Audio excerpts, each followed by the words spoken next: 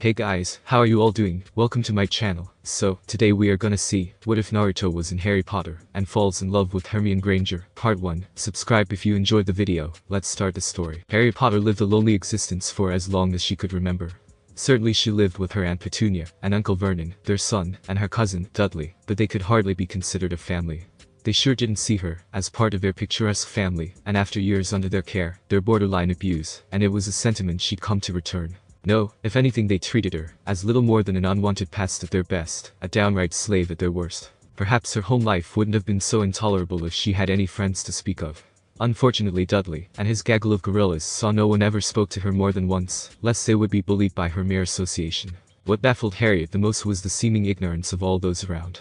The neighbors, and her school, they all knew she was the niece of the Dursleys, against their will of course, and yet they would never think twice when she arrived at school with visible bruises, and in boys' clothing 3 sizes too large for her small self. Perhaps, Harriet thought, they simply didn't care. Harriet. She was startled from familiar negative thoughts by a shrill voice, and an accompanying slam on the door of her cupboard. Harriet had been awake for some time now, thinking, as she often did in the times she was alone, which was often. Though she was unsure of how long she'd been in her own mind, as time seemed to lose all meaning in the pitch black of her small space. It must have been morning, as neither her aunt or uncle ever allowed her to sleep in, even on the weekends or on holidays. She was, after all, amongst many other things the unwilling cook for the Dursleys when her Aunt Petunia deemed it so. "Harriet, are you up yet?" Petunia shrilled again following another harsh round of knocks. "I'm up." Harriet responded loudly enough despite the dryness of her throat. She knew better than to mumble. Her aunt particularly hated that habit of hers. "We've got new neighbors, and I'm baking my renowned lemon pie, so I need you to keep an eye on the oven." Petunia continued to shout despite her being awake. "I'll have your hide if it burns, girl. I also need you to cook the bacon this morning." "Come on then, up. Her aunt's pie was hardly as good as she liked to believe, or Harriet would ever voice, much less renowned. However, what truly caught her attention was the mention of new additions to the neighborhood. In the darkness of her room beneath the stairs, she smiled. Her aunt and uncle liked to present a facade of a loving and ever-perfect family to the outside world, a charade which never truly lasted beyond a few initial meetings. For a time, and in the presence of new neighbors, this meant Harriet would be safe from the Dursley scorn. To an extent, that is. Dudley was dense in both a physical and mental sense. He was ever the bully, no matter the situation. Harriet quickly dressed herself in the small cramped cupboard, wearing another of her cousin's old tees. She opened her door to begin on her daily duties. The fragrant and oh-so-sweet scent of lemon flavoring and mouth-watering bacon immediately greeted her. It was unfortunate that the scent of Petunia's prized dessert was all that was remotely pleasant, and she was only ever given nominal or fatty pieces of bacon to accompany the small portion of eggs she was occasionally given. Without further instruction, Harriet began on breakfast, only cooking the bacon, as Petunia didn't trust her with cooking eggs. She learned the hard way just how easily they burned the first and second time she was tasked with cooking them. After the third failed attempt she didn't eat anything, but school served meals for a week, and was barred from ever trying again. "Don't forget the pie, girl. It had better not burn," Petunia warned from the kitchen, as she set the table. She'd done so just as Harriet had finished closing the oven. The crust was visibly pale, indicating there was some time yet before it was done. Groaning floorboards accompanied by thumping footsteps sounded from the hallway, indicating both male Dursleys had smelled breakfast just as she had. It was a Saturday morning, so her Uncle Vernon didn't have to work, and there was no school.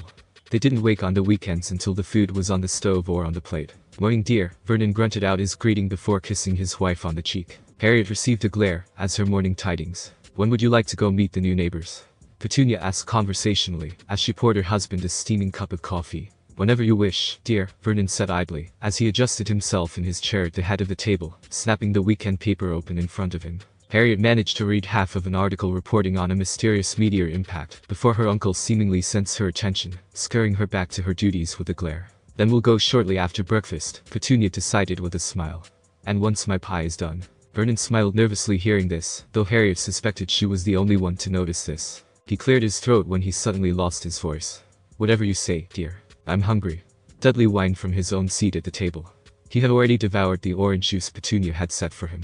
"Harriet," Vernon bellowed at her despite her being in the very same room. "Bacon's almost done," she meekly reported. Harriet wondered if he realized she had no control over how long it took for food to cook. That much was obvious, he simply wanted a reason to yell at her. All things considered, breakfast was a relatively simple affair. Harriet was only able to eat her eggs, as Petunia had her checking the oven almost every half minute, and the first time she left the table to do so, she returned to a plate devoid of bacon. She didn't bother asking for seconds, as she was never given them. Once the pie finally baked, Petunia ushered her husband and son off to dress themselves in their Sunday best. Meanwhile, Harriet was given her only presentable pair of clothes meant for a girl, and not a chubby boy. A faded orange sundress she wore only on rare occasions for first impressions. Soon they were off to meet the new neighbors. The new neighbors live just 3 houses down the street, so we'll be walking, Petunia announced, as she closed and locked the door behind her. But Mum, Dudley once again whined. I don't want to walk. Harriet didn't mind, but decided not to voice as much. It was a beautiful day in March with enough remnants of the cooler season to enjoy the mild wind of her bare shoulders, while also tousling her already unkempt hair. Cheer up, son, Vernon said, as he patted Dudley's back. Tell you what, I'll take you and your mother out to lunch when we get back. Fine, the portly boy muttered. Despite the gloomy response, Harriet could see Dudley's eyes light up at the mere mention of food. She already knew she wouldn't be joining them, and they never allowed her to stay home alone. This had her pondering on just which of their equally horrid friends she would be stuck with that evening. She wasn't about to ask, but she did take some solace knowing Dudley's birthday was a few months away yet, so it wouldn't be Mrs. Figgs and her many, many cats. You know, Petunia began, as they trudged along at Vernon and Dudley's lumbering pace. Beatrice said she saw them taking down the sign the other day. Didn't I tell you it was only a matter of time before we had new neighbors? Hopefully they're much better than that Farley family, never really kept up with their lawn, did they? Yes, dear, you're quite right, Vernon agreed absent-minded, as he stared at a woman reaching into the boot of her car for her groceries. Oh, I do wonder how they are, Petunia continued, apparently not taking notice of her husband's bored drawl. Or perhaps she was simply too excited to really care. Oh, it looks as if we're here. Harriet studied the home briefly. It was almost exactly like the Dursleys in appearance.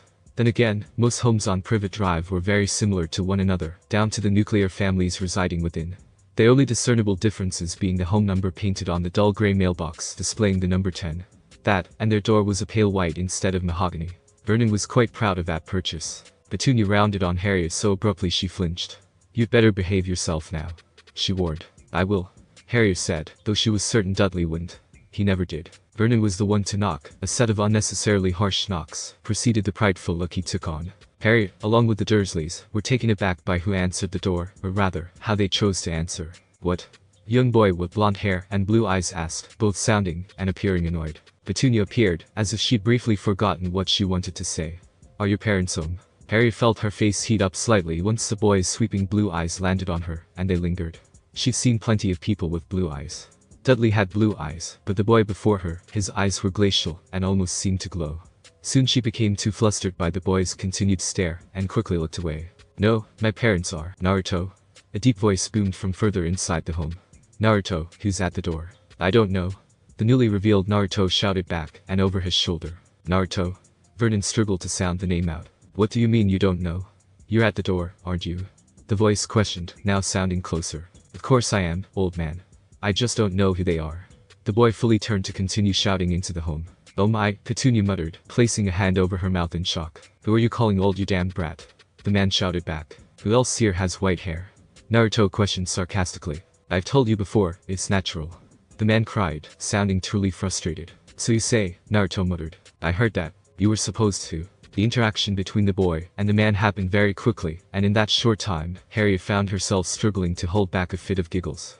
Initially she believed the blonde boy to be in a similar situation as she. However, it soon became apparent that he gave as good as he received in terms of insults, and soon, a rather humorous shouting match erupted between the two, in which they lobbed rather childish insults at one another. That was, of course, until Harriet could no longer contain herself, and began to giggle, drawing the boy's attention back to them, to her more specifically. His slight grin almost distracted her from the twin glares she received from the Dursleys for her own outbursts. She quickly averted her gaze down to her old shoes. Well, who is it? Finally, the owner of the voice appeared at the door, roughly pushing the boy behind him to see their visitors for himself. The Dursleys and Harriet were once again left stunned, this time by what they witnessed, as before them a man towered. His hair appeared as wild as it was long, and, much like the boy described, was white as snow. Despite his imposing stature, his brown eyes were welcoming, and grinning to match the expression on his lips. Neighbors? He inquired. Yes, Petunia was the first to respond, her cheeks reddening ever so slightly. We've come to welcome you to the neighborhood. Well, isn't that something? The man's grin became a smile, as he stood aside. Come on in, then. I'm Jiraiya, by the way, and here's Naruto. Jiraiya. Vernon struggled with the man's name, as well as he followed his wife inside. Harriet studied their home with further curiosity, finding again their home was much like the Dursleys in general layout. They owned regular furniture, a beige sofa set with a wooden tea table, and in between it, a recliner. Their television was considerably smaller than Vernon's own, yet another purchase he loved to boast about during neighborhood gatherings. Nothing of note there. What did strike her as odd was the distinct lack of any decorations.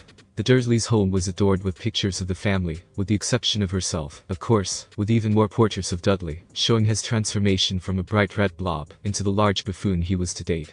Along with that, various knickknacks pertaining to Vernon and Petunia's hobbies and interests. There were no such pictures on the walls, personal or decorative.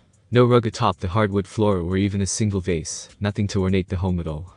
Thinking about it now, Harriet didn't recall seeing a doormat either. "I'm Petunia Dursley," her aunt introduced herself first. "This is my husband, Vernon, and this handsome young man is our son Dudley." When she didn't introduce Harriet, Jiraiya and Naruto shared a brief glance. The Dursleys seemed perfectly ignorant too. "And who may this be?" the man asked, smiling kindly at her. Petunia's own smile seemed to fall away. "Oh, that's Harriet." Even on her best behavior, her aunt couldn't help herself, and did little to hide her spite towards Harriet. Most people didn't take any heed to this, but for one reason or another, the odd pair did, exchanging between them another, more concerned look between them. Harriet herself wondered if she was just partaking in some wishful thinking. "It's nice to meet you all, isn't it, Naruto?" Jiraiya said, lightly elbowing the boy who by now appeared to have lost all interest in them in such a short time. By then Harriet was convinced what she had thought to have witnessed earlier, their concern, was indeed just her imagination. Though she should have known better than to expect anything different, she couldn't help but feel disappointed. "Yeah, sure," Naruto muttered, his tone indicating otherwise. "Well, I'm going out for a walk. Gonna get to know the neighborhood." "Whatever," Jiraiya said dismissively. "Why don't you guys join me in the kitchen for some tea? I can't wait to try out some of that delicious smelling pie." "Yes. It's quite delicious," Vernon agreed nervously. Again, Harriet wondered if she was the only one to catch on to her uncle's reservations. "Mom, can I go with the weird kid?" Dudley asked. "Weird kid?" Naruto leveled the chubby boy with a glare everyone seemed oblivious to.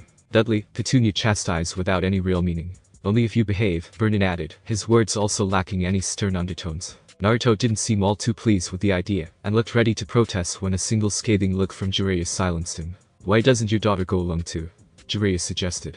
"It'll give us a moment to become fully acquainted without the little ones interrupting." "Oh, that wouldn't be necessary," Vernon laughed away the suggestion. "She'll behave herself right here, won't you, Harriet?" His light-hearted tone quickly became stern, casting the girl a fierce glare neither of the new neighbors missed. However, in the presence of such a heated look, Harriet failed to notice this. "I want her to come along," Naruto said. Harriet startled at his words, immediately drawing her attention away from her uncle's red face to the boy. He looked angry as well, though his focus was not on her, but rather her uncle, and she wasn't sure what to make of that. In their presence, the Dursleys shared a glance before reluctantly agreeing. "Very well," Petunia relented. "You will behave yourself now, won't you, Harriet?" she warned. "Yes." Harriet, still thoroughly surprised at having been invited, nodded along with her agreement. "Let's go then," Naruto said. Harriet followed behind the two boys meekly, as Dudley prodded Naruto for answers about what toys he owned, all while listing those he had. She wasn't altogether surprised at Dudley's lack of restraint. He was a bully through and through, but Naruto was taller than him by at least a head, and had to have been a year or two older too. The default glower on his face didn't reference someone who would be pushed around. Harriet flustered once she realized what she was doing. Staring, that was. Naruto was wearing a simple black t-shirt above a simple pair of blue pants. His name was odd, but the English she spoke had Harriet believing their new neighbor may have been American. Harriet had watched a few movies from America at school, mostly popular animated and family movies, and his accent sounded almost identical to the one she'd heard. The older man's, as well, now that she thought about it. Their names, on the other hand, sounded foreign beyond what she expected of the United States. Dudley seemed to grow impatient at Naruto's lack of real responses beyond prompt dismissals and single-syllable grunts. Though he didn't seem too keen on pressing his luck against the taller boy. That did not bode well for her, Harry quickly realized when his vile attention turned on her. "Wanna see something funny?" Dudley asked mischievously. Naruto offered another disinterested hum in response, but seemed to humor him by actually paying attention. "Look at her shoes." Harry felt her heart drop, and her face heat up when Dudley pointed down to her shoes. They were a dirty old pair of sneakers with a few tears on the sides, and laces much too long. It didn't help that the laces themselves were bunched into the shoes themselves, as she didn't know how to tie them. No one bothered to teach her, and she was too embarrassed and afraid to ask. With her attention down on her shoes, she failed to notice Dudley's approach, until he flicked her on the nose with his fat sausage finger. "Gotcha." Tears of pain and humiliation pulled her eyes, as Harriet held her nose, feeling it burning and throbbing. "Hey!" The intensity of Naruto's shout made her jump slightly. Harriet watched with eyes wide, as he marched up to Dudley, and shoved him hard. Dudley stumbled backwards a couple of feet before his own weight finally overcame him, and he fell, landing on his bottom with an audible thump. Clearly not expecting such a response, his fat cheeks quickly turned red, and his beady blues whitened in absolute fear, and pooled with tears. You think that's funny? Naruto continued angrily. The sheer viciousness in which he spoke frightened even Harriet herself, and she was not the focus of it. Such was his fury that she almost felt sorry for Dudley. Almost. Said boy, still on his bottom, began to backpedal with all the grace of an inebriated crustacean, until he reached the curb. The slight variation in height between the curb and the street had him rolling onto it, his fat belly exposed for all to see. I am telling my parents to you. Dudley cried. Harriet had never seen Dudley so shaken, or run so fast. You go, and cry to your mom, you fat foof. Naruto shouted after him. Despite her state of disbelief, she flinched slightly when he turned his angry attention to her. Harriet remained rooted in place, still affected by the sudden violent display. He regarded her, his angry expression turned to one of brief confusion before realization took its place, and his face softened. Are you okay? Naruto asked softly. Yes. Harriet squeaked out. Naruto sighed, and palmed the back of his head, ruffling it lightly, further displacing his already untamed mane. Harriet flinched again, and closed her eyes at his approach. Fearing the worst, she immediately opened them when she felt a warm hand ruffles her own hair very gently. She opened her eyes to find he was smiling at her. You're a good kid, he said, his tone of voice dropping an octave, with a slight wave to it initially. I can tell, so if he ever gives you trouble again, you'll tell me, yeah. At that moment, Harriet realized something. The boy had stood up for her, and protected her. Responding rather angrily to Dudley's blatant act of mockery, instead of joining or simply ignoring it, as so many before him had done. No one had done that for her before. Hey now, Naruto poked her red nose softly. Don't overthink it too much. Now, how about we get your shoes tied before you fall? Harriet watched intently, and at a loss for words, as Naruto kneeled before her to pull the laces from her shoes, and began to tie them. Or at least he tried. The laces themselves were far longer than rightly needed to be, resulting in long loops which touched the ground still. She felt completely awkward standing before the boy, as he grumbled, and untied the laces. Taking one between his fingers, he seemed to reach for something at his side, before pausing to look up at her. She flustered, and quickly turned away. Feeling a tug at her feet, she looked down to see the boy had taken one of the laces, and wrapped them between both of his index fingers, and pulled, snapping the lace with no effort. No effort at all. Idly Harriet knew it shouldn't have been possible, even if her shoes were old, including the laces. However, her main focus was on his technique, hoping to learn at a glance how to tie her own shoes, in an effort to save herself from future embarrassment. She had no such luck. After quickly tying her other shoe, he stood up again, regarding Harriet in a questioning manner. There, that should hold for now. I'm guessing you don't know how to tie them yourself then? Naruto asked. No, Harriet admitted bashfully. He hummed, the sound coming off, as more of a grunt. Why haven't your parents taught you how to tie your own shoes? Because they're not my parents. Harriet said, all but shouting, as she did so, and immediately felt embarrassed for having done so. They're not. Naruto only looked confused. Harriet looked down, wondering if he would make fun of her for being an orphan. Many of the other children at her school did so when Dudley would mention it, often in mocking. No. My parents died in a car crash when I was younger. I don't really remember them. My last name is Potter, she admitted. Aunt Petunia and Uncle Vernon have been taking care of me since. Hey, the softness of his voice drew her attention to him once again. I know this probably won't make you feel any better, but I'm an orphan too. Really? Harriet asked, astonished. But that man, she trailed off. That old goat's my godfather, Naruto finished with a smile. I mean, do I really look as ugly as him? Harriet giggled at his description of the man from before, as well as in recollection of their rather humorous interactions.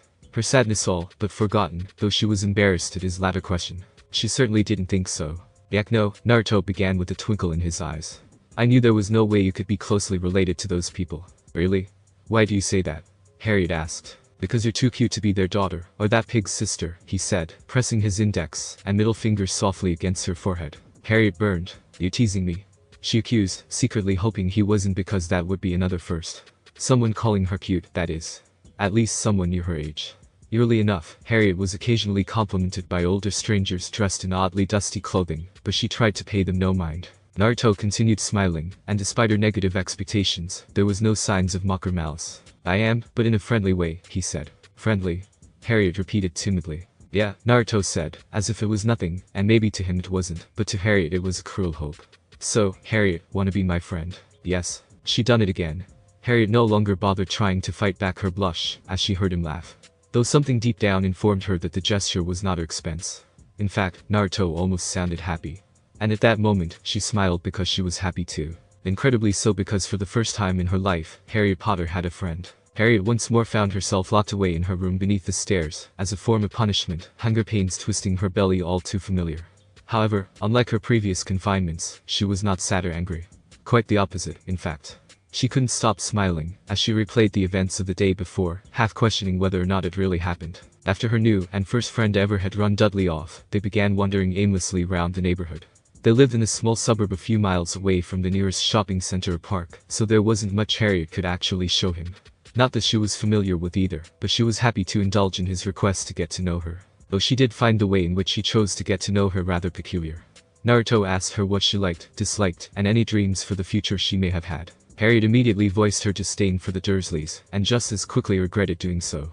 She was truly despondent about her life and living situation, finding herself growing to despise the Dursleys, perhaps not as much as they did her, but she wasn't sure telling Naruto about her home life would be such a good idea. This was primarily because she was unsure of just how he would react if he knew the full extent of her truth. Naruto seemed to see through her weak deflection and prodded her until, in her desperation to keep her only friend, along with pent-up frustrations, she told him everything. From their name-calling, Dudley's physical abuse, and her sleeping situation. Despite laying out all her woes, Harriet never intended on being so candid with a boy she'd met only minutes earlier. But once she began, her feelings of frustration snowballed out of control, and before she knew it, she told him everything. Well, mostly everything. If she were to go into specifics of the Dursleys' abuse, they'd be speaking for hours.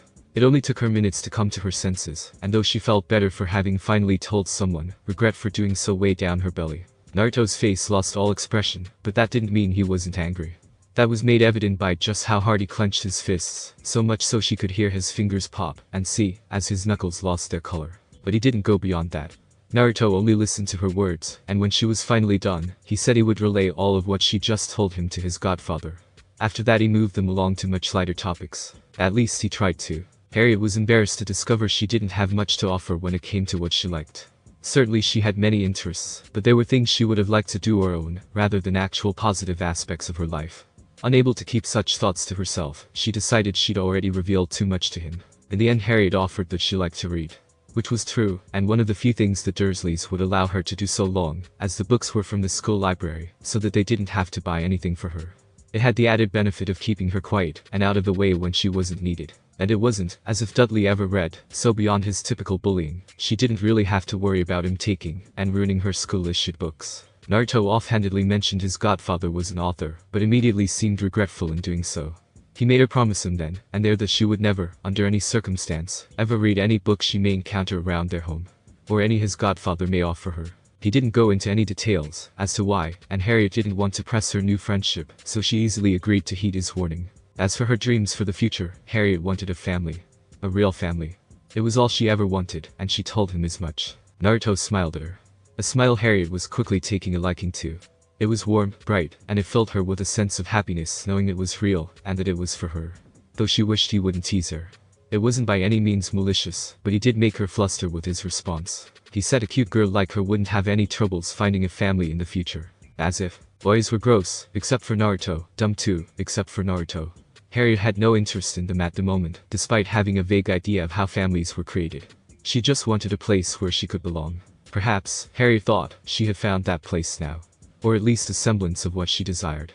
She knew she was likely getting ahead of herself, but her situation didn't seem as grim with Naruto around. He wasn't afraid of Dudley, or even her aunt or uncle, who shouted at him upon their return. Harriet was surprised to find they weren't so frightening, as she stood behind Naruto's unflinching form. It was a welcome surprise to see an adult stand up for her, as well. Vernon had been shouting at Naruto, threatening to take a bell to him until Jiraiya placed himself in front of the two, and suddenly their differences in height became glaringly apparent.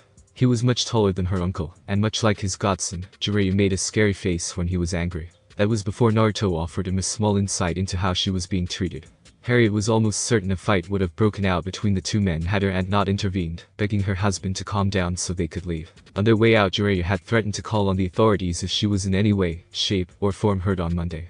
Fortunately, neither her aunt or uncle ever physically hurt her beyond the occasional spankings when she was younger. They were, however, quite content with allowing Dudley to do so under the guise of childhood roughhousing. She did receive an earful upon their return.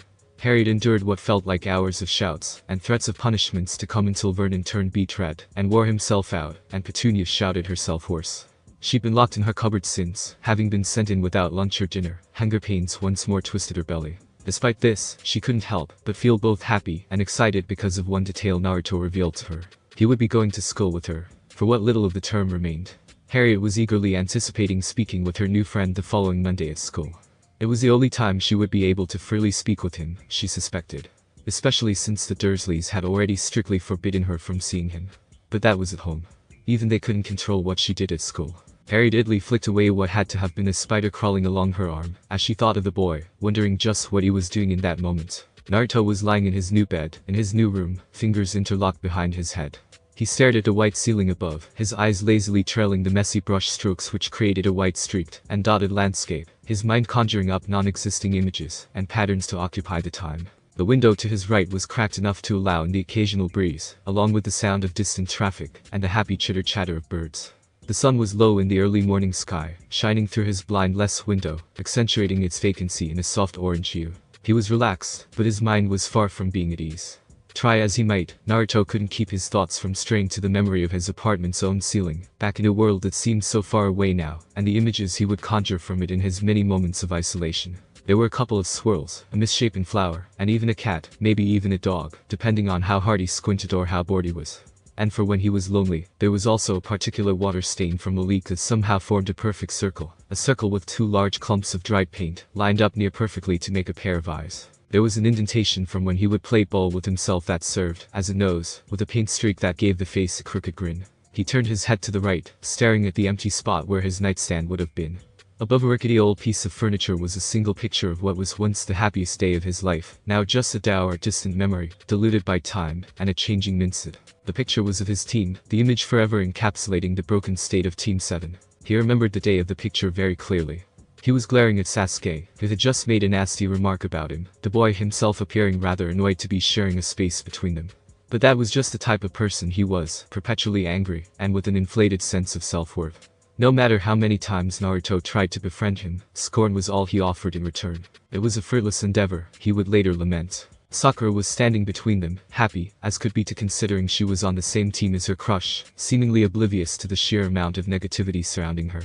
She would later come to side with Sasuke more often than not, and it hurt every time. Finally, there was their sensei, Kakashi, who appeared sheepish, and at a loss at their behavior, palming the top of Sasuke and his head.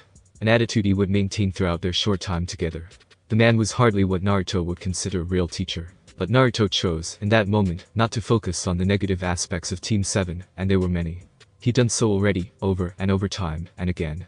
Instead, he chose to think about one of the reasons he tolerated Sasuke's animosity, and Kakashi's indifference, and that was Sakura. He always smiled when he thought about his teammate with pink hair, a pair of beautiful green eyes, and a larger than normal forehead that embarrassed her, but he found cute. Above most everything else, Naruto missed Sakura, even though he realized she would have likely never returned his affection. Now, all he wanted to do was to just see her one more time. As optimistic as he once tried to view the world, life had turned him into something of a realist. Jiraiya called it pessimism, but Naruto's experiences molded his expectations. Being so far from home did little to help his outlook. Naruto released a ragged breath, as he recalled the series of events leading to their departure from the elemental nations. His very first memories of being alive were tainted by loneliness, amplified by the prejudice of strangers. Life as an orphan had not been easy, that much was to be expected of anyone unfortunate enough to enter the world without family. His situation was made worse by the very people that were supposed to protect him in the absence of his parents. Konohagakure's orphanage was primarily staffed by women of faith, and yet, they always seemed to forget their beliefs when in regards to him. They would often yell at him for the smallest of perceived transgressions, even those beyond his control. This ranged from his inability to learn at the same rate as the other children, to something as insignificant as simply laughing. Their punishment for breaking any of their spontaneous rules varied. Most times they would spank him for far longer than they rightly should a misbehaving child, and with much more force yet. He could only be so lucky. Those who truly despised him aimed for the face, and not always did they use their hands. And when they were feeling particularly horrid, they would starve him for days in correlation with their capital punishments. Naruto still cringed at the memories of their abuse. Yet, as painful as their punishments were, the isolation was somehow always worse. The caretakers would always keep him from playing with the other children, and likewise, they would greatly discourage, and even punish any of the other children for so much as speaking to him. On the other hand, his being bullied was undeterred and, at times, encouraged. His nightmare at the orphanage continued until he was 7 years old, at which point the head matron decided to throw him out into the cold and muddy streets late in the month of a particularly frigid November for Fire Country. Naruto never discovered exactly what it was that he did, but rather, did not do to cause the woman to throw a child into the unforgiven world. To date, Naruto could only speculate that it had to do with the tailed beast he had sealed into him at birth. a truth he would not discover until much later in life. Following his abrupt eviction, Naruto could only wander the streets, surviving off the scraps of others, because rarely did he ever find kindness. That was until he wandered into the trash of a delicious-smelling food stand. The Ichirakus had always been kind to him. Tucci, and his beautiful daughter, Aim, she was the one to find him. She had been taking out the garbage when she discovered him skulking through theirs in search of anything edible. Instead of running him off, as many others tended to do, the girl immediately ushered him inside. They fed him, offering him a pleasant night's sleep in a warm bed, after an even warmer shower, and his first ever encounter with human decency. They had taken him to meet the Hokage the very next day once he told them how and why he was eating from their trash. The number of people Naruto loved were few, so little they could be counted on a single hand. The small family of two would forever hold a special place in his heart. Naruto's memories of the Sandaime Hokage, Sarutobi Hiruzen, on the other hand, were bittersweet. The old man had greeted him with a warmth and kindness he didn't believe possible until the very recent meeting with the Ichirakus. After taking the day to make his acquaintance, the Hokage arranged for him a single-bedroom apartment with a weekly allowance to sustain himself with. He even enrolled him in the academy shortly after. The Sandaime, or old man, as he had affectionately taken to calling him, was the one who had gifted him with the orange tracksuit he wore for far longer than he rightly should have, along with the goggles now in Konohamaru's possession.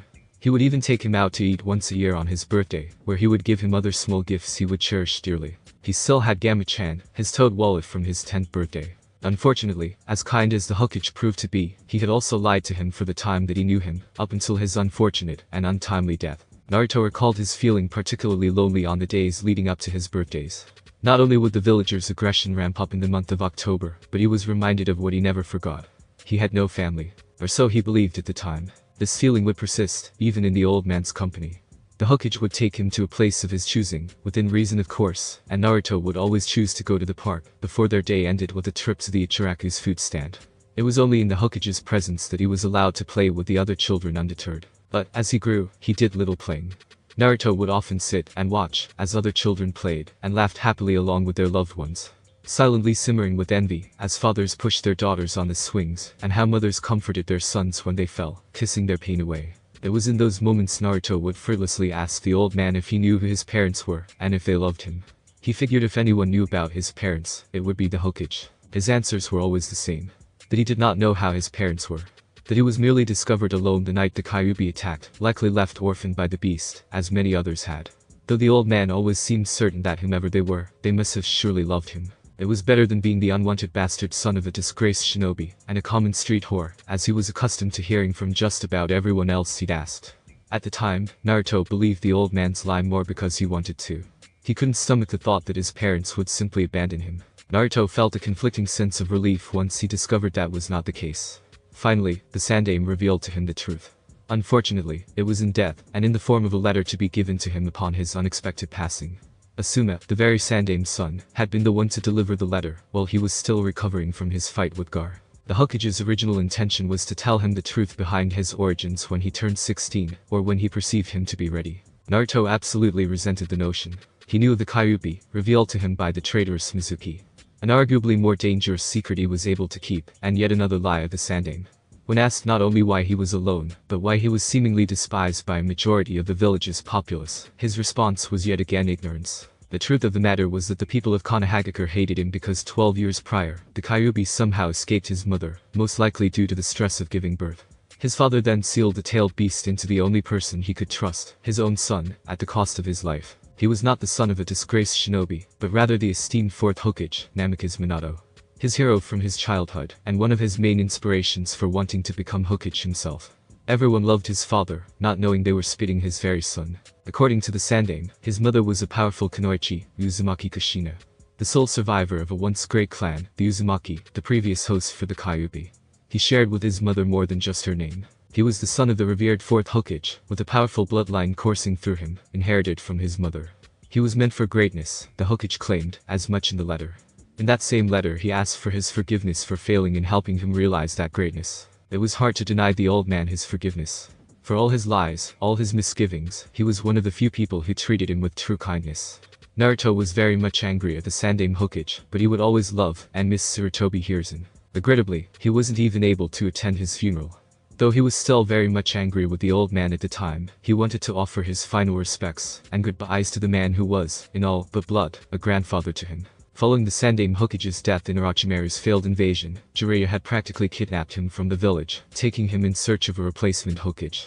One that wasn't a complete warhawk like Shimura Danzo. He never met the man, but Jiraiya evidently had, and warned about his dangerous ambitions of securing Konoha's position as the world's foremost superpower through war and conquest. The man was likely to exploit his position as Hokage to force him into servitude. Naruto, having been lied to and effectively controlled his entire life, had no intention of being made a living weapon.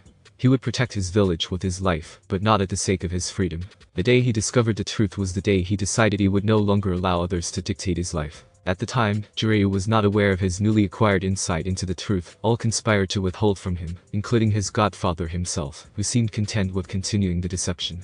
Naruto waited impatiently for the man to own up to his failed responsibility. He did not, at least not when it counted. Learning one of his father's most famed techniques was all that stayed, the bitter words resting impatiently on the tip of his tongue every time Jiraiya spoke of the great Namikaze Minato.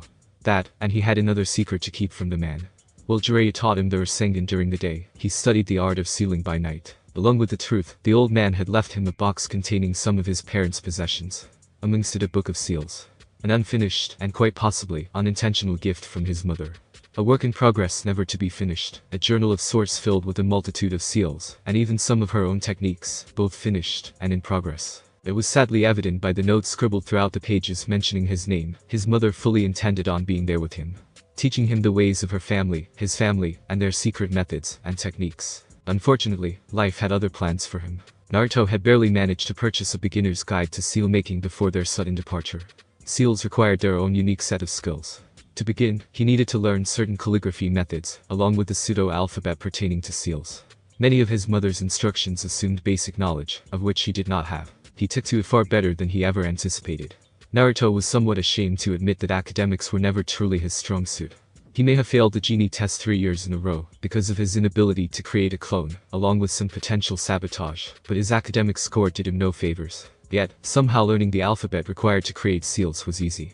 His mother's instructions, while a bit messy and unclear at times, were also easy enough to follow. In a single week they spent traveling looking for Tsunade, the other third of the 3 sages. Naruto had learned basic comprehension of seal making, at which point he was able to cultivate basic storage seals and explosives. He avoided delving too far into the explosive aspects of seal making, so as to not draw Jiraiya's attention, and for how dangerous the subject truly was. Storage seals, on the other hand, was a skill which Naruto found particularly useful when he began discovering his money was going missing from Gamma-chan with increasing frequency. The culprit was easily revealed.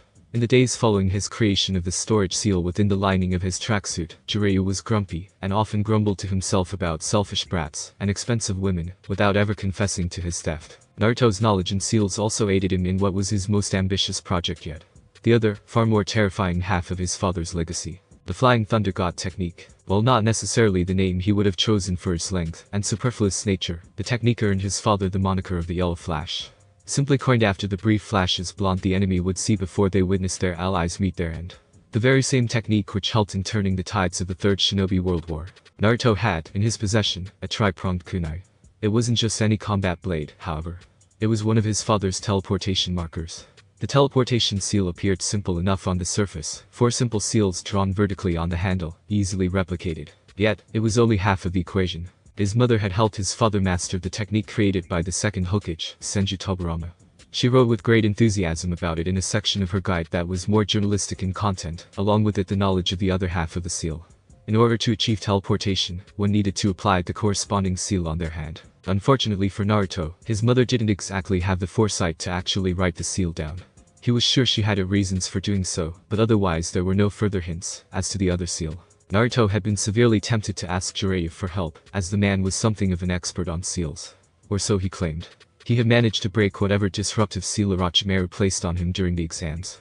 However, he suspected his godfather wouldn't have allowed him to continue studying his father's technique if he knew he was attempting it. As complex and useful as seals could be, his mother warned of their many dangers in her book. Despite the present danger, Naruto persisted. In his mind, if Jiraiya refused to tell him the truth on his own, he only saw it fair to keep secrets of his own. Petty, certainly. If only he'd known better. Their trip had been semi-successful. Convince Tsunade to return to the village had not been easy. The woman was stubborn, going as far as to disrespect the old man and what he once stood for as the village's leader. In that same breath, she trotted all over his own waning dream. While Naruto was still sore from the old man's deception, he was not willing to allow her to disrespect his memory. They had argued, escalating to an actual fight, before a single flick from her ended fingers sent him sailing. He, of course, retaliated with an imperfect form of the Rasengan. Tsunade proceeded to crater the earth beneath him, throwing his technique off its intended trajectory, dissipating harmlessly into the earth. It was then Naruto learned the woman was known for more than her title, as the Slug Sage, and her beauty. His godfather had described her in a more perverted light, somehow failing to mention her overwhelming strength above the size of her bust. Jiraiya would later tell him that his old teammate was known for being a legendary sucker. After Naruto voiced his disgust at what he perceived to be unnecessary information, the pervert giggled, wrote something down in his notebook, before finally clarifying himself. Tsunade was a gambling woman, terrible with her luck. She lived a nomadic lifestyle not only to escape her ghosts, but her debt collectors, as well. In his angered state of mind, Naruto agreed to wager his dream in exchange for her return. Tsunade didn't believe he could master the Rasengan within a week's time frame. After a few days of hard work, he was finally able to manifest the technique, thus winning their bet. It was only through the use of a clone, but Naruto was lucky Tsunade did not take such technicalities into consideration. After he and Jiraiya had to save her from Orochimaru and his equally disturbing assistant, Kabuto, it was the least she could do. They returned to the village concerning revelations. In their absence, 2 members of the Akatsuki infiltrated the village in search of him. The combined efforts of Kakashi, Guy, Asuma, and Kurenai ultimately forced the 2 intruders to retreat. Not before revealing their intentions. The Akatsuki were after all the tailed beasts. Jiraiya reluctantly admitted knowing of the Akatsuki beforehand. Another piece of information Naruto felt he learned under the wrong circumstances.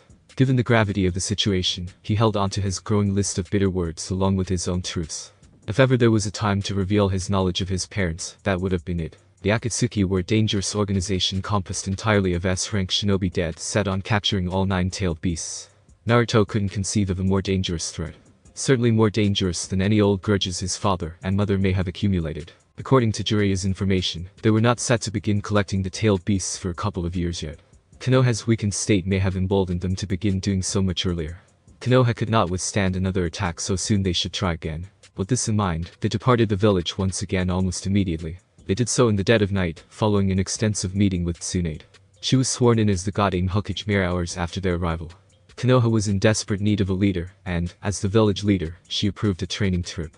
That was the official story. Under Jiraiya's protection and guidance, he was to learn how to take control of the Kyuubi to combat the threat of the Akatsuki. That was his real mission. Naruto wasn't able to say his goodbyes to anyone. Not that he thought many would miss him with the exception of a select few. They were a mere 3 months into their trip when everything went wrong. They had been camping out near the southern border of Fire Country, short of 100 miles north of the Land of Tea. Just far enough from most civilizations to summon the Kyuubi's chakra without drawing any unnecessary attention to themselves. The process was slow going. The beast was not very cooperative, and controlling his rage whilst under his influence proved to be very difficult. Chakra control being the key, it didn't help he wasn't very good at it. Kakashi had only taught him how to climb trees, requiring only the most basic of control. Unfortunately, most of his initial training resulted in going back to the basics of what he should have already known. Beyond his training with Jiraiya, Naruto occupied himself with the continuation of his seals training, in an effort to complete the Flying Thunder God technique. Despite the prospect of such a powerful technique, his main focus was on his training, as Jinchuriki.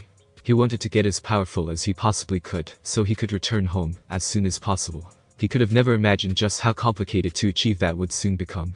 Thus far, Naruto was only able to draw upon a single tail's worth of his power before suddenly, and violently, the forest was leveled.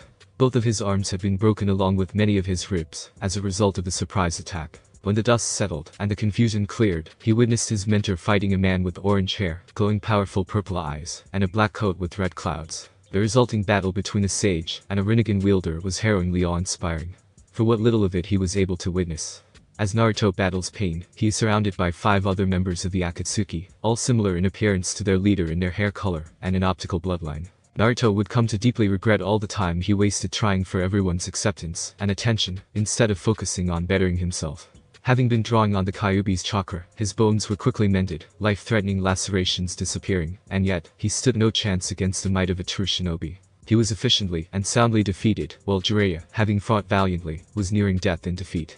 The sheer despair he experienced in that moment far eclipsed any other, and he surrendered control to the beast. It was then he was finally able to meet his father for the first time since his birth, a memory long forgotten in his development. After punching his father with all his anger, Naruto continued to vent, offering a rant-filled glimpse into his life as an orphan Jinchuriki. Naruto was admittedly vindicated to have seen the anguish on his father's face, as he described his every trial and tribulation, as well as seeing just how angry he'd become in discovering how both their sacrifices had been rewarded. It had not been his intention, his father claimed. The Sandaime was supposed to protect him, to make sure the village hailed him as a hero for having saved them. He was never meant to have been abandoned, left to fend for himself for so long, forsaken by all of his father's so-called friends. Naruto believed him. And though very difficult, he also forgave him. Their time together, unfortunately, was short thereafter. His father was with him only in spirit, a final failsafe should he lose control. There would be no second chances going forward, his father warned. He could not lose control again. Before his departure, his father had given Naruto the key to the Kyuubi seal, so he could rein in the beast.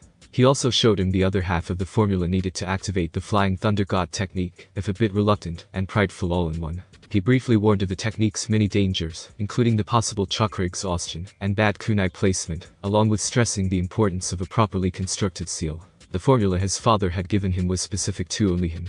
It was to be no more than a starting point for Naruto to create his own. While others could use it, they had to do so at their own expense, as the technique worked best with a formula specific to the user.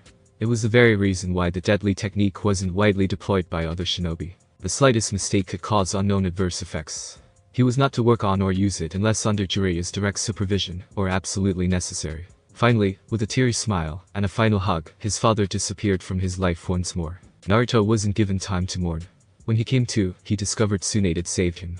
Only this time it wasn't in person. The necklace he'd won in their bet somehow managed to restrain the Kyuubi long enough for his father to tighten the seal. As a result, her gift was unfortunately shattered beyond repair. The surrounding landscape was created and scorched from battle. All around him, in smoldering heaps were the unmoving bodies of the Akatsuki members. Each appeared to have either been blown apart or torn apart. Kyuubi's might was not to be underestimated. Only one man remained, and the memory unsettled Naruto to the present day. Seeing his mentor lying broken and defeated beneath the man's glowing eyes, in his hands a single black rod poised above Jiraiya's back, poised for the kill. Naruto acted out of sheer desperation. Biting his thumb, he drew his father's formula onto his hand and threw the two-pronged kunai in Jiraiya's direction. His intention was to grab his godfather and escape. His initial act of teleportation was successful, managing to catch Pain off guard enough to plant a powerful kick, sending him tumbling back. He then grabbed his godfather, tossed his kunai again, and then everything went dark. When next he'd awaken, he and Jiraiya were in a hospital, in what they would later come to discover was either a foreign world or a different period in time. From the elemental nations, they appeared in Salem, Massachusetts, in the United States. It also somehow had an entirely new language imprinted into their minds. It made absolutely no sense, and no matter how much they theorized, neither he nor Jiraiya could think of how it was possible. It shouldn't have been possible, but in the meantime, they had little choice but to accept it. After all, they had far more pressing concerns. They escaped the hospital, and the many questions of both doctors and the police. After which Naruto decided to finally speak his own truths. He told Jiraiya everything he'd been bottling up for so long. From his secretive training with seals, to his meeting with his father, he finished with the abuse he suffered as a child, as a result of the mass negligence from the Sandaime, Kakashi, and even Jiraiya himself. He had no rebuttal. While Jiraiya was not pleased knowing he kept his work on his father's technique a secret, he was even more regretful at being presented his shortcomings as his godfather. Like with his father before him, Naruto chose to forgive him. But, despite everything having been laid bare, he couldn't help but feel the rift already present between them seemed to grow further. There was yet another problem he decided to put to the back of his mind. Their main focus was on trying to find a way home. Wherever that may be. They went into hiding, with every day leading to more shocking and disheartening discoveries. A map of the world revealed landscapes and contents neither recognized. There was no sign of the elemental nations anywhere, let alone any mentions of the village hidden in the leaves. The realization was jarring. The humans that inhabited the current world were nearly identical to theirs, physically, with the only real differences in their seeming lack of chakra. They more than made up for their physical shortcomings with horrifying weapons of war and similar, yet more advanced forms of technology. It just so happened they found themselves in the most technologically and militaristically advanced nation of them all, the United States. Deciding they'd attracted too much attention to themselves, as it were, Jiraiya managed to sneak them onto a cargo ship he learned was heading across the sea to Ireland, one of the closest English-speaking countries across the sea from America. Canada being too close for their comfort to the States. They'd been keeping to themselves since, trying to make sense of the situation, but there was none to be found. Their only hope being the very technique which had likely gotten them to where they currently were, the Flying Thunder God technique. Naruto heard the door open downstairs, signifying Jiraiya had arrived. He rolled off the bed and made his way downstairs to speak with him. Thinking about their home had reignited his desire to return back to the elemental nations, a fire that never truly waned. He found Jiraiya in the living room with his face buried in a magazine, a string of giggles coming from him.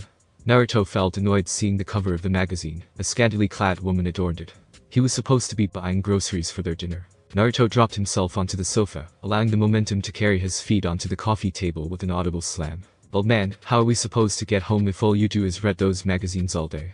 He did nothing to hide his impatience and annoyance. How can I not, Naruto? Jiraiya declared, nonplussed by being referred to as the name he despised the most. They have so much material in this world.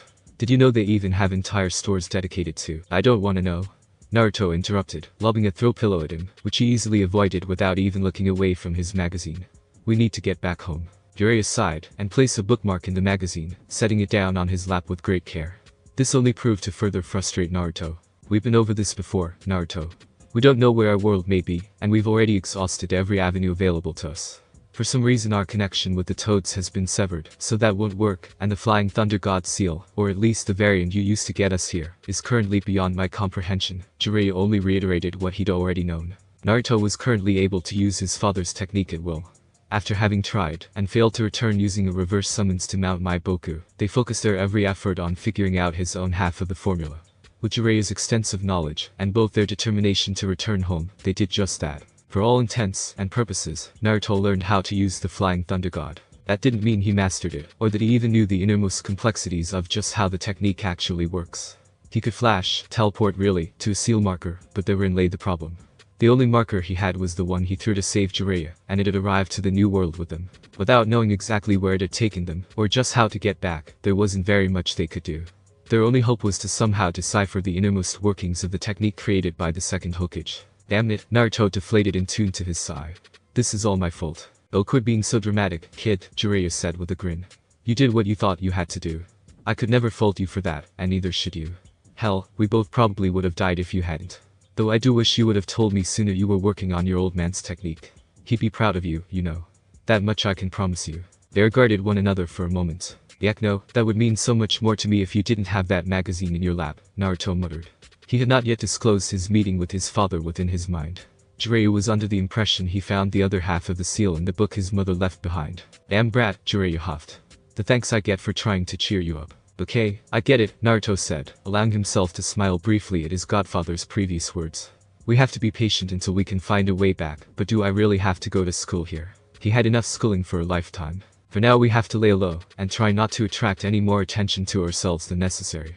I mean, imagine what the neighbors would say if my godson were to loiter around here all day, like some sort of delinquent. Jiraiya questioned dramatically. Why a delinquent? Naruto asked with a brow pitched in annoyance. That's besides the point. You may have finished the academy back home, but there's nothing wrong with higher learning. Jiraiya crossed his arms with a smirk. If you're gonna be my co-author, I'm gonna at least need you to learn how to read. I do know how to read, you old fart. By the way, you're starting to smell like an old person too, like the inside of a dusty closet. Naruto bit back, but was promptly ignored. Also, don't you want to keep that girl safe from her family until we can figure a way to get her out of there? Jiraiya asked. That's so, Naruto relented. But I don't see why that has anything to do with me going to school. Did Kakashi really not teach you anything? Jiraiya shook his head, TSKing. It's all about maintaining appearances. We have to blend in, Naruto. Think about it like this, either we try to fit in here, which means you are going to school, or we live our lives hiding in the woods, like a pair of savages. But that's what we were doing before we came here, Naruto deadpanned. I also imagine you'd rather stick around to try, and help your little friend, Jiraiya pressed on. You can very well do that if we have to move again. Yeah, Naruto admitted, his thoughts momentarily straying to the young girl, managed to pull at his every heartstrings. That's what you get for getting attached, kid, Jiraiya chastised. Didn't I specifically tell you not to get involved with anyone here in case we found a way back? Yeah, I get it, I screwed up again, Naruto muttered. This time, it was Jiraiya who sighed. It's nothing like that, Naruto. I'm just giving you a hard time. I know I said you shouldn't get attached, and I stand by that, but I'd be disappointed in you if you'd ignored that girl's troubles. That did make him feel better. Well, what can we do to help Harriet if we can't contact the authorities or do something ourselves? Naruto asked with audible frustration. For now, not much, Jiraiya stated demurely. Again, we can't risk bringing attention to ourselves, not with such widespread and advanced world governments, and not until I can further investigate this world. There's no telling what would happen if anyone were to discover what we can do. For now, all we can do is hope that'll hold against those people. I get it, Naruto muttered through his teeth. He felt powerless to help the girl, and it angered him. I do. I'll go to school if it means keeping an eye on her, but I'd rather just focus on the seal and getting home. Just not without my supervision, Jiraiya reminded him. Yeah, sure, Naruto waved him away. Both fell silent for a time, each lost in their own thoughts. What if we just make them, disappear? Naruto asked. The suddenness of his words momentarily confused Jiraiya. What if we just make them, disappear? Naruto repeated himself, inclining his head. The Dursleys, I mean. Then we'll take Harriet in, and when we find a way home, we'll leave it up to her to decide if she wants to come along. You're joking, right? Jiraiya asked, looking stunned. I guess we would have to explain to her what we are, what we can do, and where we're from, but I'm sure she won't mind too much, Naruto offered. That's not what I'm talking about. Jiraiya almost shouted. We can't just go around making people disappear, no matter how much we dislike them. What part of not bringing attention to ourselves did you not understand? They may be bad people, but they certainly don't deserve to die. Did the Sandaime really teach you nothing? Naruto tapped where his forehead protector would have been, TSKing. We're shinobi, remember? We make people disappear all the time. We do that for the village. Jiraiya argued, rising to Naruto's provocation. Let's just agree to disagree, Naruto shrugged, further riling his godfather up. Absolutely not. Alright old man, don't have a heart attack now. Naruto placed his hands behind his head. I may have been exaggerating. We could just ship them to America, throw them on a ship, kinda like how we got here. No? It was clear his mentor no longer wanted to entertain the idea, so Naruto decided to drop it for the time being. He wasn't being serious anyway. At least not entirely. Putting your terrible jokes aside, Jiraiya continued. You start classes Monday, so you need to make sure you remember your cover story. Which is? Naruto asked. Were you not listening when I told you yesterday? Jiraiya asked irritably. No, Naruto admitted with a careless shrug. He was too angry thinking about everything Harriet had told him about her family. He was also somewhat frustrated with his godfather, who forbade him from intervening. And though Naruto understood his reasoning, it didn't do anything to quell the feeling of impotence burning inside, knowing that he could, and at the same time, could not do anything to help. No respect, Jiraiya groused, crossing his arms once more. Alright, listen closely this time, you brat. You were born in Niigata, Japan, orphaned before I adopted you when you were 3. We moved to New York shortly after you turned for me because of my job as a language teacher. We lived there until just recently before coming here where I got a job as an author. The company publishing my book is based out of London, a startup we're hoping takes. That was yet another oddity that physically made his head hurt whenever he thought about it too long. The land closest resembling their own, at least when in regards to the culture and language, was Japan. They could read and speak Japanese, but it somehow felt as though it were a second language. You couldn't pick a more believable cover. Naruto asked, scoffing. What do you mean? Jiraiya questioned. It pretty much covers our bases because lies are easier to remember when they stem from some truth. I get that, but your books suck, Naruto stated pointedly. I can't believe you thought they would be a hit here. This world's full of people like you, perverts who happen to know how to put a sentence together. The local publications just don't recognize talent when they see it, that's all, Jiraiya said defensively. You'll see. One day my masterpieces will be published for this world to see and enjoy. The lady at the last place you went to called the police on you when you told her how you conducted your research, Naruto rebutted dryly. That's why we had to leave Ireland. Well, she shouldn't have asked what motivates me to write if she didn't want the answer. Jiraiya argued. Face it, old man, you suck at writing, Naruto said, landing his final emotional blow, in response to his previous jab at his literacy. Words hurt too, Naruto, Jiraiya muttered, slumping in defeat. A brief prickling of guilt lanced through him. Naruto didn't mean what he said, at least not entirely. Jiraiya, for reasons he could never understand, had him proofread the latest unpublished installment in the Icha Icha series. It was terrible, consisting of nothing more than unfettered pornography with traces of an actual plot. A cheesy romantic adventure of a story, if he was forced to classify it kindly. As were the others in the series. After reading them, it made him wonder why Kakashi always chose to carry one of the books around everywhere he went, and just why he thought it was acceptable to read it in front of him and his team. A team of children, no less. But that didn't mean his godfather was untalented. Not that he would ever openly admit to it, but Naruto quite enjoyed Jiraiya's first book, The Tale of the Utterly Gutsy Shinobi. Despite the odd mouthful title, it quickly became his favorite piece of literature. Never mind the fact it was the only book he read after his time at the academy, barring the Icha Icha series. What had first drawn his attention to the book was the protagonist's name. It was his name. Naruto couldn't fathom how it didn't sell back in the elemental nations. Though the apparent work of a novice, it was leagues better than the adult literature that followed. He would have suggested it for publication, but he felt a personal attachment to the book and its story. It was, after all, one of his father's own personal favors. As a small form of recompense for not being there for him, Jiraiya had given him the first printed copy of the book, complete with his signature, dedicated to his father and mother. It had no cover image and was well worn from use, as his father before him had read it often as well. That alone made it invaluable to him. There was more to the book than his family history. The more Naruto read it, the more he realized the tale also offered a glance into his mentor's mindset and life. The tale of the utterly gutsy shinobi was a story filled with tragedy, loss, and perseverance in the face of overwhelming odds, all in the pursuit of world peace. The parallels between the book's protagonist and Jiraiya were hard to miss. His mentor had often, over their camp's smoldering fire, relayed his dream for a world in which nobody had to kill to protect or to die for the nation.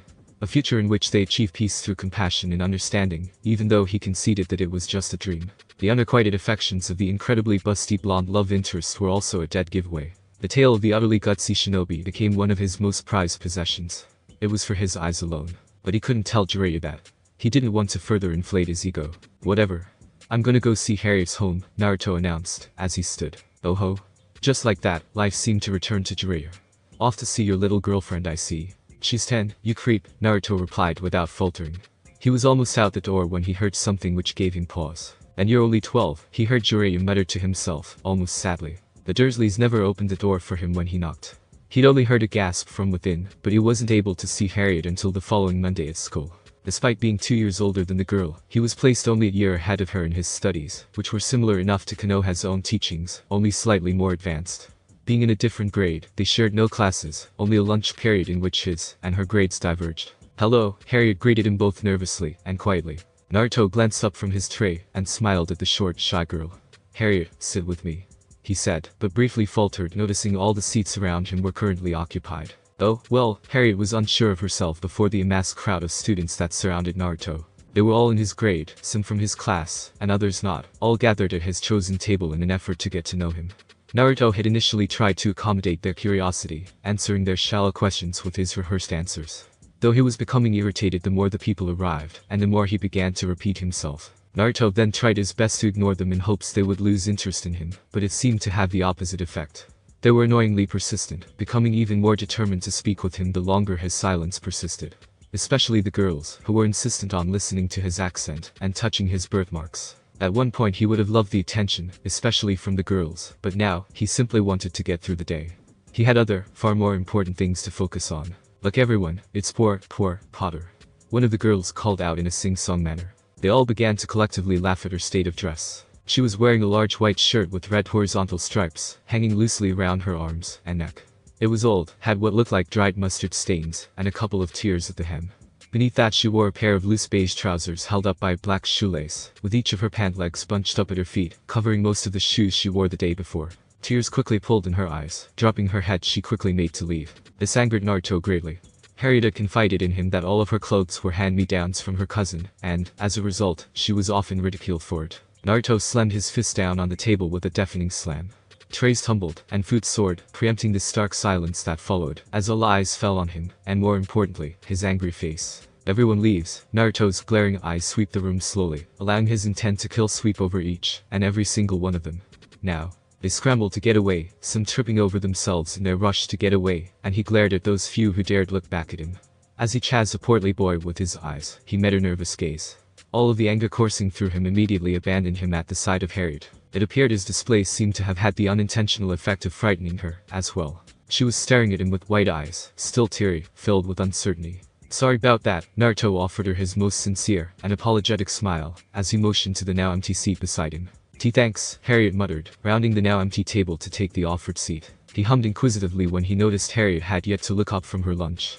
Her messy mop of hair overshadowed his view of her eyes, and he figured she was either embarrassed or sad at her state of dress, a possible combination of the two. A feeling he knew all too well. What's wrong? She appeared to be having a hard time speaking, so he didn't press.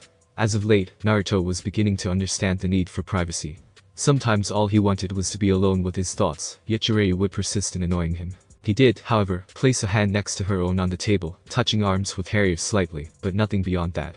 The gesture was meant to be a simple reminder that he was there for her when she was ready. You don't have to be my friend. Naruto had been chewing on his dry sandwich when suddenly she spoke, her words so low he missed most of what she said.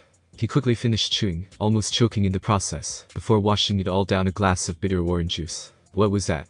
He asked with a cough. You should be friends with them, Harriet began timidly. Her hair obscured her eyes, but the emotion in her voice was telling. They're a new grade. You shouldn't push them away just to be my friend.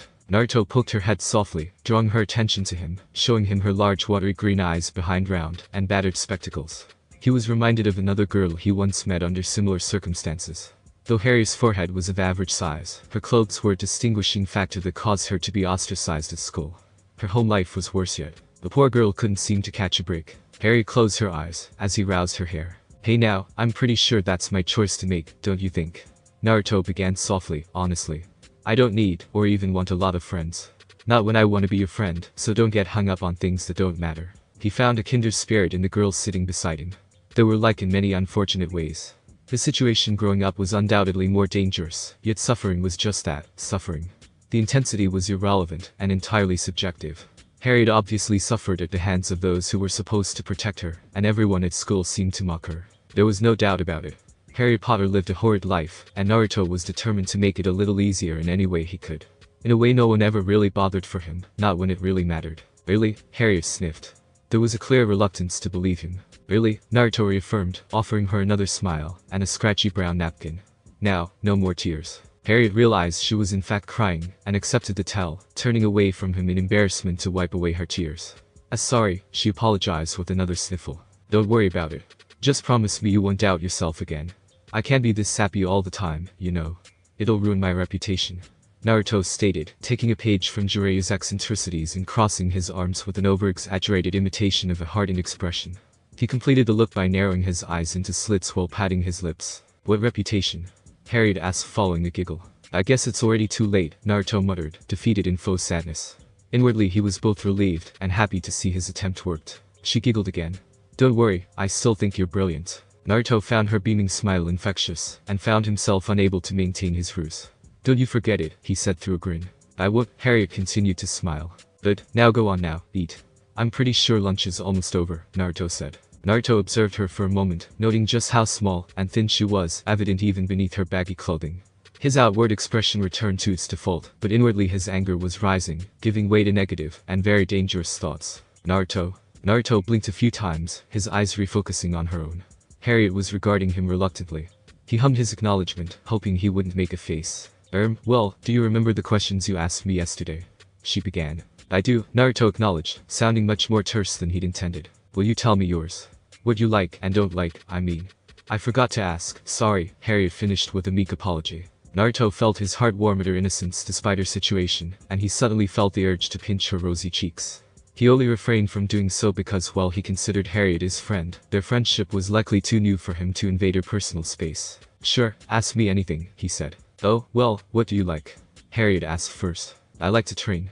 Naruto had to stop himself from continuing. Jiraiya specifically warned him against revealing their abilities to anyone. That included Harriet. As much as he wanted to tell her just who, and even what he was, she wasn't likely to believe him. Not without proving himself, and that would only attract needed, and possibly dangerous attention. Trains. I guess I like trains, he finished lamely. This time Harriet hummed. Trains. Does that mean you've been on one? She asked. I never have, but I've always really wanted to. Naruto decided then, and there he would get his friend a train ride. He himself had never ridden in one because as shinobi, he never had a reason to. Now he did. No, but I will one day, and you're coming with me. Naruto announced. I am? Harriet asked, stunned. But the Dursleys, they'd never allow that. I'll figure something out, Naruto grinned. I promise. Harriet looked down to her lap with a visible smile. Okay, she whispered shyly. I also like my friends, Naruto continued, as he acted on his urges to pinch her cheeks. Well, friend, I guess. Never actually had a real friend until I met you. His words were forward, and he was very much aware of this. They'd only known each other for a few days, and though Naruto did want to consider Harriet a friend, his actions all stemmed from a deep desire to protect her. Lies were built on a foundation of truth. Outside of Iruka and the Ichirakus, Naruto really didn't have anyone he considered a real friend. At least none his age. Sure, he'd play with Shikamaru, Choji, and even Sakura when they were all younger. But somewhere along their time in the academy, they began to distance themselves from him. Whether because of outside, the close influences, or something he'd done, neither possibility lessened the hurt. Naruto. Harriet said his name carefully. Are you okay? He didn't realize his eyes were burning until he blinked them. Yeah, sorry. It's just that, well, you kin to my first friend, Naruto admitted, speaking a half-truth. She really was currently his only real friend. As much as he cared for Sakura, she was someone else who'd long since forgotten their friendship. Her focus had become on their other teammate, Sasuke. His obsession with killing his own brother superseded their attempts at friendship. Really? Harriet asked, her eyes wide in disbelief. Yeah, Naruto admitted sheepishly, feeling rather pathetic, as he considered his previous behavior. Friendship, he now realized, was a two-way street, and something that could not be forced. The entirety of his short time with Team 7 proved as much. Oh, well, you're my first friend too, Harriet also admitted, shyly. Naruto pulled himself from his own pity to regard the younger girl at his side. Knowing what he did with her home life, and her bullish cousin's behavior, it wasn't too surprising. Yet he couldn't help but to wonder why no one else bothered to befriend her. She was kind despite her situation, downright adorable, and smarter than she gave herself credit for. And that was from what he'd observed thus far. Well, I'm glad we're friends, Naruto declared, once more offering her a smile that came easy. Because I like my friends. Thanks, I like you too, Harriet said, offering him yet another shy, but brilliant, and dimpled smile. One more, Naruto was tempted to smother the girl with his affection. She was simply too precious for her own good. As for what I don't like, he persisted, as he acted on his urges. I don't like ass, bullies per Naruto had to remind himself Harriet was young. He didn't need Jiraiya's shortcomings corrupting her just yet. Personal insults, and liars. Close enough, he supposed. I don't like liars either, Harriet chimed in. Having been lied to for most of his life, there was little more he disliked than lying. It pained him to know he had to keep you, and what he really was a secret from his new friend, but it was for her safety. But that's what they all told him. The thought left a bitter taste in his mouth. As for my dreams, Naruto trailed off, realizing nothing came to mind. At least not immediately. At one point he wanted to become the Hokage of his village, but after having learned of his parentage, and meeting his father, the yearning for a family returned in full force. A sentiment which overwhelmed him in the days of his youth.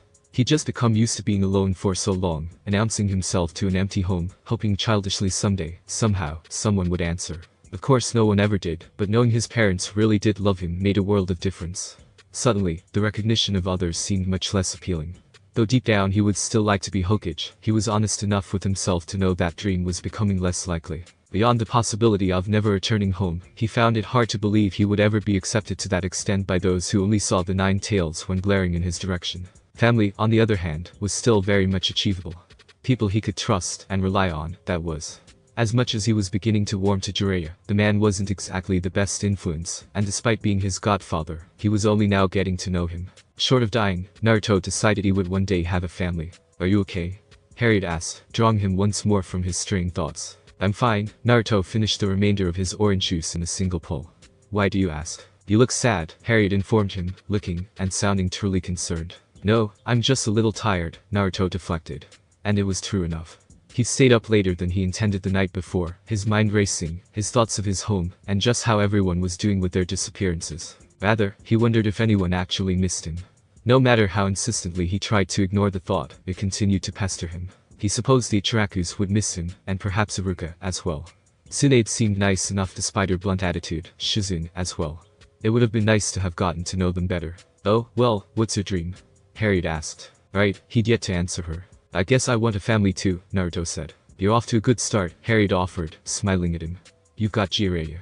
He seems nice enough. The mispronunciation of his mentor's name made Naruto laugh aloud. Not at her, of course, and he wasn't even sure why he found it so funny, but he did.